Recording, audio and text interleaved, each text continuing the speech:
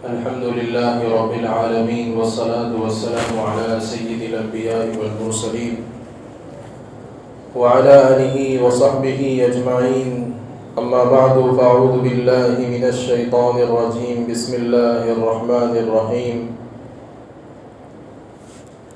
يا أيها الذين آمنوا ادخلوا في السلم كافة ولا تتبعوا خطوات الشيطان. وقال النبي صلى الله عليه وسلم بلغوا عني ولو آية أو كما قال عليه الصلاة والتسلیم. عزیز ساتھیو، بزرگوں، اللہ رب العزت والجلال نے ہم سب کو مسلمان بنایا ہے، اور ایمان والے گھر میں اللہ رب العزت نے ہم کو پیدا کیا ہے. ہم اس پر جتنا شکر ادا کریں اور شکریہ کے تعریفی کلمات اللہ رب العزت کی تعریف کریں، حمد بیان کریں، یہ بہت کم ہے.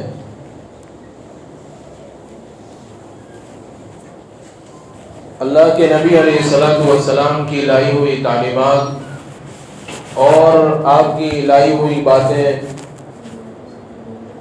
وہ کسی زمانے کے ساتھ اور کسی قوم کے ساتھ محدود نہیں ہے، بلکہ اللہ کے نبی علیہ الصلوۃ والسلام کی لائی ہوئی تعلیمات، آپ کی باتیں اور آپ کا لایا ہوا دین، یہ قیامت تک کے لیے اور تمام انسانوں کے لیے ہے. اللہ رب العزت قرآن کریم کے اندر ایمان والے بندوں سے مخاطب کر کے یہ بات کہتا ہے کہ اے ایمان والو، اے وہ لوگ جو ایمان میں داخل ہو چکے ہیں، جنہوں نے کلمہ پڑھا ہے لا الہ الا اللہ محمد الرسول اللہ. اللہ رب العزت ان کو اپنی طرف متوجہ کر کے کہتے ہیں کہ تم پورے اسلام کے اندر داخل ہو جاؤ. یہ اللہ رب العزت نے یہ بات اس لیے ارشاد فرمائی ہے کہ اللہ کے نبی علیہ الصلوۃ والسلام پر جب یہ آیت کریمہ نازل ہوئی، اس وقت اس آیت کے مخاطب صحابہ کرام رضوان اللہ علیہم اجمعین تھے، اور وہاں کے جو رہنے والے ایمان والے بندے تھے وہ تھے. تو جو نئے اسلام کے اندر ایمان میں داخل ہوتے تھے تو وہ یوں سمجھتے تھے کہ ہم گزشتہ دین پر بھی عمل کر سکتے ہیں اور اللہ کے نبی علیہ الصلوۃ والسلام کی باتوں پر بھی عمل کر سکتے ہیں. تو اللہ رب العزت نے اپنے نبی کے اوپر یہ آیت نازل کر کے ایمان والے بندوں کو یہ بتا دیا کہ پہلے جو تمہارا دین اور تمہارا مذہب تھا اس کو چھوڑنا پڑے گا، اور جو اللہ کے نبی علیہ الصلوۃ والسلام باتیں لے کر تم تک آئے ہیں انہی باتوں پر عمل کرنا ہوگا، کہ پورے اسلام کے اندر داخل ہونا ہوگا. اسی میں اللہ رب العزت والجلال نے کامیابی رکھی ہے اور کامیابی رکھی ہے. ہم سب یہ جانتے ہیں اور یہ سمجھتے ہیں کہ اس وقت جو ماحول چل رہا ہے اور جو فتنوں والا اور برائیوں والا ماحول معاشرے کے اندر، سماج کے اندر، گاؤں اور دیہاتوں کے اندر، شہروں کے اندر، جہاں کہیں بھی ماحول ہے وہ گناہوں والا ہے، فتنوں والا ہے. اور یہ فتنے ہم کو غیر محسوس طریقے سے اپنے ایمان سے ہٹا دیں گے، اسلام سے اور دین سے ہٹا دیں گے. اس مختصر سے وقت میں آپ حضرات کے سامنے چند چیزیں رکھوں گا. اگر ہم نے ان چیزوں کو اپنے پلے باندھ لیا اور اس پر عمل کرنا شروع کر دیا تو اللہ رب العزت کی ذات سے امید ہے کہ ہمارا ایمان بھی بچے گا، جو ہم کو جنت میں لے جانے کا ذریعہ بن رہا ہے. اس لیے کہ ہمارے پاس یہ ایمان اللہ رب العزت کی ایسی دولت ہے، دین اللہ رب العزت کی ایسی دولت ہے اسلام اللہ رب العزت کی ایسی دولت ہے کہ اس کے علاوہ ہمارے پاس اور کچھ نہیں ہے جو ہم کو کامیاب کر سکے۔ اگر یہ ہاتھ سے چلا گیا، ایمان، اسلام اور دین اور شریعت جو ہے ہم نے چھوڑ دی، تو ہم کہیں کے نہیں رہیں گے۔ تو علماء نے بتایا کہ 4 چیزیں ایسی ہیں جو آدمی کو اپنے ایمان پر ثابت قدم رکھے گی، اپنے ایمان کو بچائے گی، اعمال کو بچائے گی، اسلام اور دین اور شریعت کو بچائے گی۔ اس میں سب سے پہلی چیز کیا بیان فرمائی؟ اس میں سب سے پہلی چیز جو ہے علماء نے بیان فرمائی ہے کہ اپنے آپ کو جو ہے قرآن کریم سے جوڑنا۔ یہ اللہ رب العزت کی ایک واحد ایسی کتاب ہے، ایسی زبردست کتاب ہے کہ اس کتاب کے اندر اللہ رب العزت نے قوموں کی ہدایت چھپا کے رکھی ہے۔ لیکن افسوس یہ ہے کہ ہم نے قرآن کریم کو چھوڑ دیا، ہم نے اس کا پڑھنا چھوڑ دیا، ہم نے اس کا سمجھنا چھوڑ دیا، ہم نے اس کو دوسروں تک پہنچانا چھوڑ دیا۔ یہ قرآن والی نعمت اللہ رب العزت نے اس امت کو عطا فرمائی ہے کہ اس کے ذریعے سے ہدایت حاصل کی جا سکتی ہے، اس کے ذریعے سے اپنا کھویا ہوا مقام اور مرتبہ واپس لیا جا سکتا ہے۔ تو سب سے پہلی چیز جو ہے قرآن کریم سے محبت اور قرآن کو اپنے سینے سے لگانا۔ یہ زندہ قوموں کی نشانی ہوتی ہے کہ وہ اپنے کتاب کو تھامے رکھتے ہیں، چھوڑتے نہیں ہیں۔ وہ اپنی کتاب کو مضبوطی کے ساتھ پکڑ کے رکھتے ہیں۔ آپ کیا سمجھتے ہیں قرآن کریم میں صرف واقعات ہیں؟ قرآن کریم میں پچھلی قوموں کی جو ہے واقعات بیان کی ہیں، مثالیں بیان کی ہیں۔ قرآن کریم کے اندر اللہ رب العزت نے انسان کی پیدائش سے لے کر موت تک کی زندگی کا طریقہ بتایا ہے،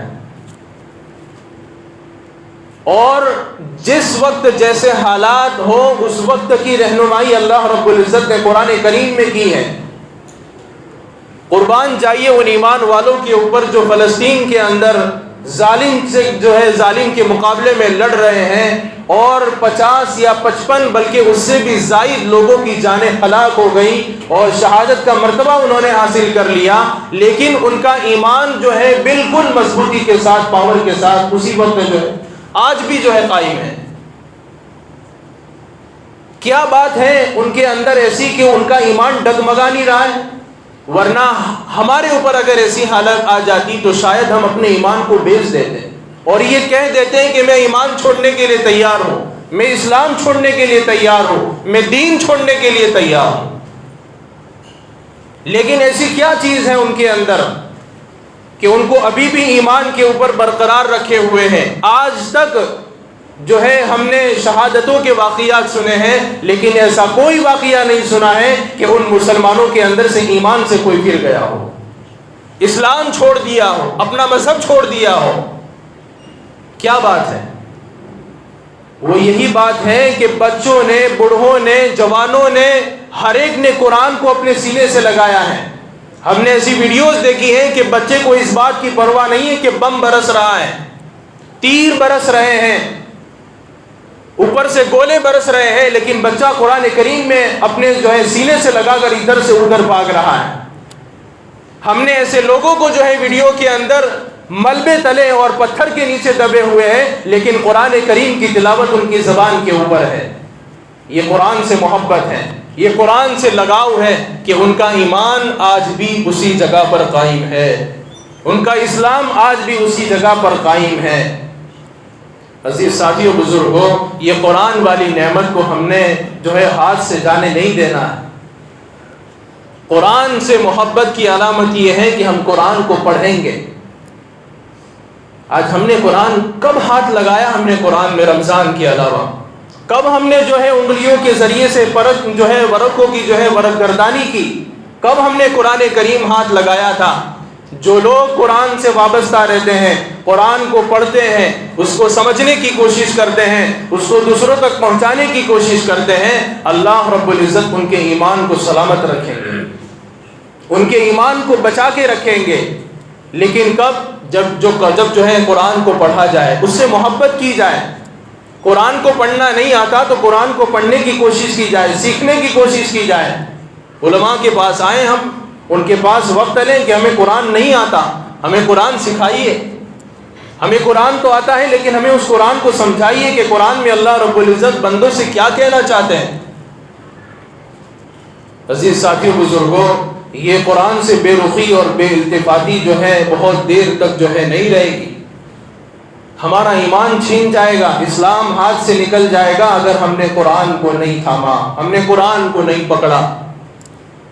قرآن کی تلاوت کرنا، قرآن کو سمجھنے کی کوشش کرنا، قرآن کے اوپر عمل کرنا، قرآن کو دوسروں تک پہنچانا، یہ ایمان کے بچانے کا بہترین ذریعہ ہے اور بہترین سبب ہے کہ اگر اپنے ایمان کو بچانا چاہتے ہیں تو قرآن کو مضبوطی کے ساتھ پکڑ لیں، مضبوطی کے ساتھ پکڑ لیں، ورنہ باہر فتنوں کا ایسا ماحول ہے کہ اگر ہم نے قرآن سے اپنا رشتہ نہیں جوڑا تو ہم اسلام سے ہاتھ دھو بیٹھیں گے، ہم ایمان سے ہاتھ دھو بیٹھیں گے، ہم جو ہے دین سے ہاتھ دھو بیٹھیں گے اور ہمارا نام صرف مسلمان کا نام ہوگا لیکن دین میں ایمان نہیں ہوگا، اسلام نہیں ہوگا، دین کی سمجھداری نہیں ہوگی۔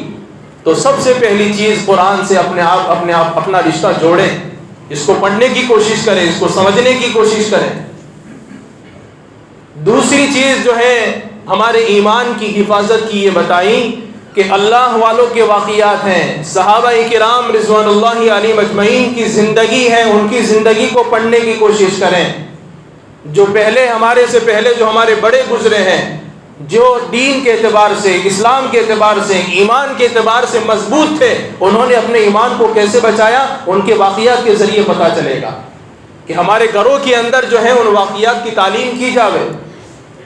ہمارے گھروں کے اندر دنیا کے تذکیرے ہو رہے ہیں، کپڑوں کے تذکیرے ہو رہے ہیں، دنیا کی چیزوں کے تذکیرے ہو رہے ہیں، لیکن تذکرہ نہیں ہو رہا ہے تو کس کا نہیں ہو رہا ہے؟ صحابہ کرام کا، اللہ کے نبی علیہ الصلوۃ والسلام کا، انبیاء کرام کا، کہ انہوں نے اپنے ایمان کو کیسے بچایا ہے۔ اور تیسری چیز یہ بتائی کہ تیسری چیز اپنے ایمان کو بچانے کی یہ ہے کہ اپنے آپ کو زیادہ جو ہے جتنا ہو سکے نیکیوں کے اندر اپنا وقت گزاریں، گناہوں سے اپنے آپ کو بچائیں۔ اس لیے کہ ایک چھوٹا گناہ بھی جو ہے تمہارے ایمان سے جو ہے ہاتھ دھونے کا سبب بن سکتا ہے۔ اللہ کی نافرمانی سے اپنے آپ کو بچاوے۔ اور اس امت کی سب سے بڑی نافرمانی، ایمان والوں کی سب سے بڑی نافرمانی یہ ہے کہ آج وہ نماز سے بہت دور ہیں، اللہ کے اس حکم سے بہت دور ہیں کہ تم جو ہے نماز، جو اللہ کا حکم جو ہے تم سے ادا نہیں ہو رہا۔ اس سے بڑی نافرمانی سرزمین کے اوپر کوئی نہیں ہے۔ بلکہ علماء نے کتابوں میں لکھا ہے کہ جس زمین کے اوپر نمازی کھڑا ہوتا ہے وہ زمین جو ہے، وہ جگہ اور وہ جو ہے ٹکڑا اس جو ہے بے نمازی کو بد دعا دیتا ہے۔ اسی لیے کوشش کریں کہ ہم اپنے آپ کو گناہوں سے بچا کے رکھیں، اللہ کی نافرمانی سے بچا کے رکھیں، اپنے آنکھوں کی حفاظت، اپنے کانوں کی حفاظت، اپنے ہاتھ اور پیر کی حفاظت، اپنے دل اور دماغ کی حفاظت، کہ یہ گناہ کی طرف جائے ہی نہیں۔ اور اس کا آسان طریقہ یہ ہے کہ ہم اپنے آپ کو ایسے ماحول کے اندر رکھیں کہ جہاں ماحول دینداری والا ہو، چاروں طرف جو ہے اللہ اور اس کے رسول کی باتیں بتائی جا رہی ہو، سنی جا رہی ہو، کہی جا رہی ہو۔ جب اس ماحول کے اندر اپنے آپ کو رکھیں گے کہ مسجد والے ماحول سے اپنے آپ کا تعلق رکھیں گے تو ہمارے کانوں کے اندر اللہ اور اس کے رسول کی باتیں پڑے گی۔ اور چوتھا عمل جو ہے اپنے ایمان اور اسلام اور دین کو بچانے کا یہ ہے کہ ہم دعاؤں کا خوب اہتمام کریں۔ اس سے پہلے بھی یہ بات کہی گئی تھی کہ جس طرح نماز عبادت ہے، روزہ عبادت ہے، زکوٰۃ دینا عبادت ہے، حج کرنا عبادت ہے، نماز کو بھی شریعت نے عبادت قرار دیا ہے۔ اللہ کے نبی فرماتے کہ الدعاء هو العبادہ، کہ یہ دعا تو عبادت ہے، اللہ سے مانگنا۔ آج ہم نے مانگنا چھوڑ دیا، ہم نے اپنے لیے، اپنے گھر والوں کے لیے، اپنے بچوں کے لیے، امت مسلمہ کے لیے، پورے عالم اسلام کے لیے۔ اور عجیب بات یہ ہے کہ زبان سے بہت آسان ہے یہ کہہ دینا کہ دعاؤں سے کیا ہوتا ہے، دعاؤں سے کیا ہوتا ہے، اس کا ایمان ختم ہو گیا۔ عزیز ساتھیو، بزرگوں، دعاؤں کا خوب اہتمام کیجئے۔ اس وقت ہمارے اس ملک کو بھی اور پورے عالم اسلام کو بھی جہاں کہیں بھی مسلمانوں کے اوپر جو ہے یلغار ہو رہی ہیں اور بربریت کا شکار ہے، اور جہاں کہیں بھی ظلم ڈھایا جا رہا ہے، اس وقت دعاؤں کی خوب ضرورت ہے۔ بلکہ علماء نے یہاں تک یہ بات کہی ہے کہ اس وقت تو ضرورت اس بات کی ہے کہ ہر ایک ایمان والا روزانہ 2 رکعت اس نیت کے ساتھ پڑھے کہ جہاں کہیں بھی مسلمانوں کے اوپر ظلم ہو رہا ہے وہ ختم ہو، اور نماز کے بعد جو ہے اہتمام کے ساتھ 10 15 20 منٹ دعاؤں کا اہتمام کرے۔ اب اس دعا کو جو ہے معمولی ہتھیار نہ سمجھیے۔ اللہ کے نبی فرماتے کہ الدعاء مخ العبادہ، الدعاء سلاح المومن، یہ تو مومن کا ہتھیار ہے۔